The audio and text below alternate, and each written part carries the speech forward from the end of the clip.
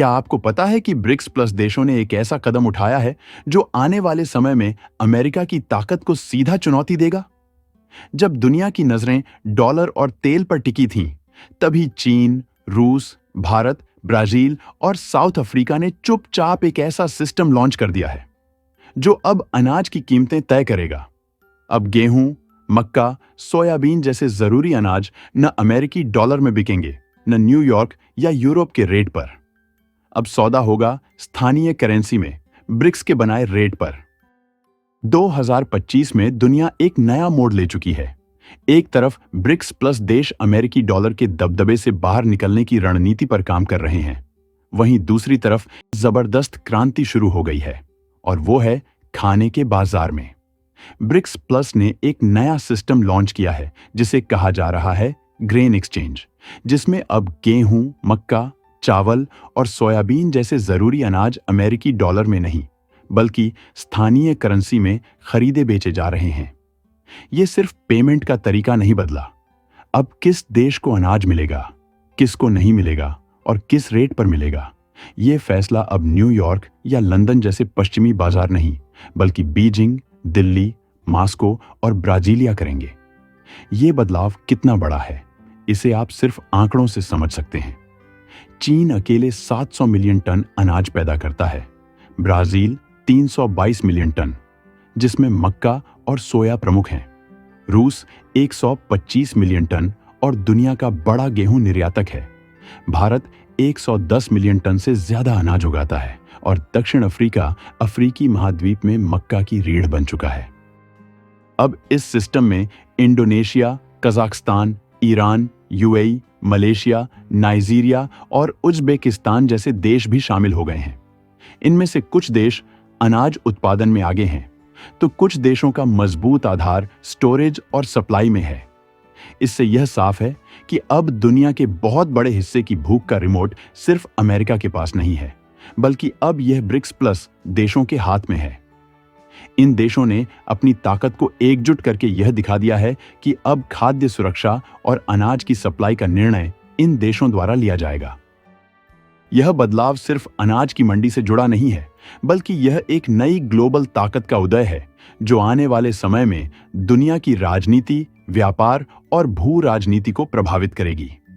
इन देशों ने मिलकर एक ऐसी व्यवस्था बनाई है जो अनाज के उत्पादन, स्टोरेज, सप्लाई और कीमतों पर पूरी तरह नियंत्रण रखती है। अब दुनिया के बड़े हिस्से की खाद्य सुरक्षा और अनाज की आपूर्ति इन देशों के हाथों में है, और यह बदलाव सिर्फ इन देशों तक सीमित नहीं रहेगा। आने वाले सालों में इसका असर हर देश की थाली तक पहुंचने वाला है, क्योंकि अनाज की आपूर्ति और कीमतें अब ब्रिक्स प्लस देशों के नियंत्रण में होंगी।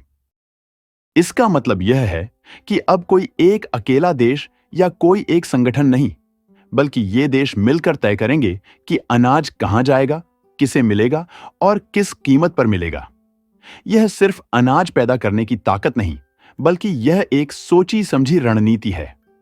अब कुछ देशों ने मिलकर दुनिया के आधे से ज्यादा अनाज सप्लाई को कंट्रोल कर लिया है, और वह भी बिना किसी पश्चिमी दबाव के।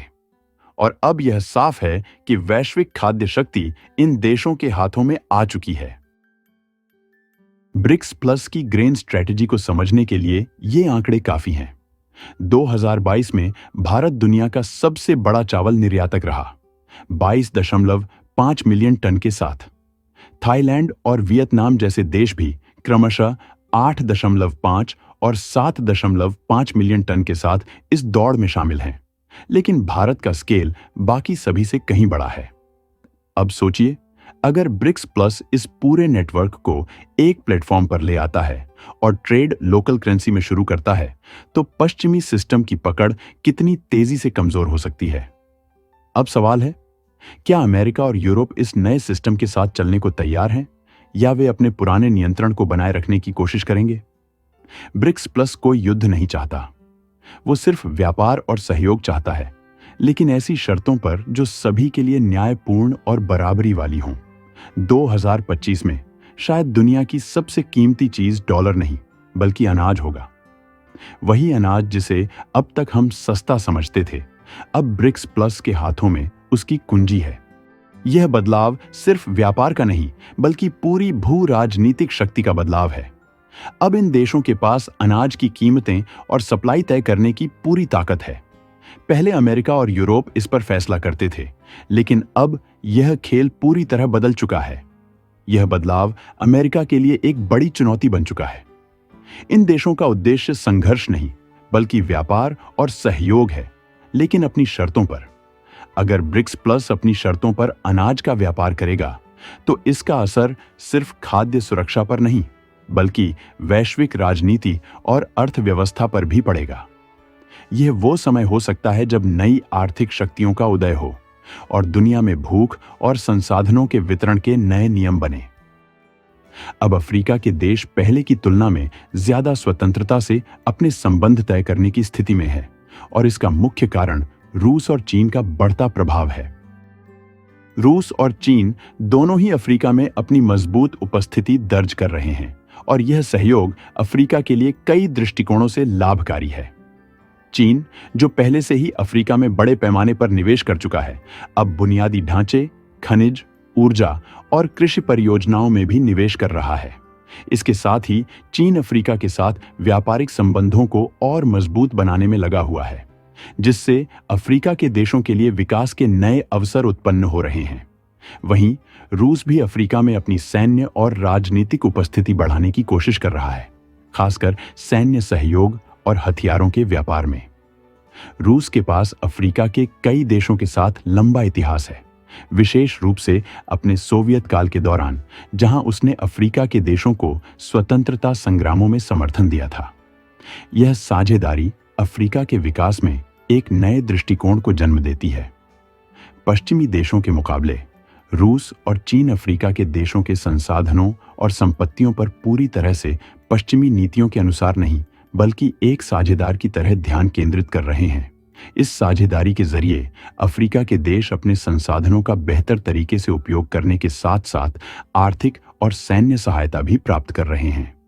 साथ ही यह सुनिश्चित किया जा रहा है कि अफ्रीका के लोग अपनी संपत्ति और संसाधनों पर खुद का नियंत्रण बनाए रखें, जो पहले पश्चिमी देशों के द्वारा शोषण का शिकार हो जाते थे। यह सिर्फ एक आर्थिक बदलाव नहीं है, बल्कि एक भू राजनीतिक बदलाव की शुरुआत है, जहां दुनिया के सबसे शक्तिशाली देश अब खाने की थाली को भी अपनी डिप्लोमेसी का हथियार बना सकते हैं। अब भूख सिर्फ एक संकट नहीं, बल्कि संप्रभुता का हिस्सा बन चुकी है। जब तक दुनिया यह समझेगी, तब तक ब्रिक्स प्लस ने अनाज के वितरण और नियंत्रण का पूरा सिस्टम अपने हाथों में ले लिया होगा। यह समय है जब दुनिया की भूख और संसाधन के अधिकार तय करने की शक्ति सिर्फ कुछ देशों के पास नहीं, बल्कि एक नए शक्तिशाली गठबंधन के पास होगी। अब यह सवाल उठता है, क्या दुनिया इसके लिए तैयार है? अगर आपको यह जानकारी महत्वपूर्ण लगी हो, तो लाइक और सब्सक्राइब जरूर करें, ताकि आप हमारे आने वाले सभी अपडेट्स से जुड़े रहें। धन्यवाद।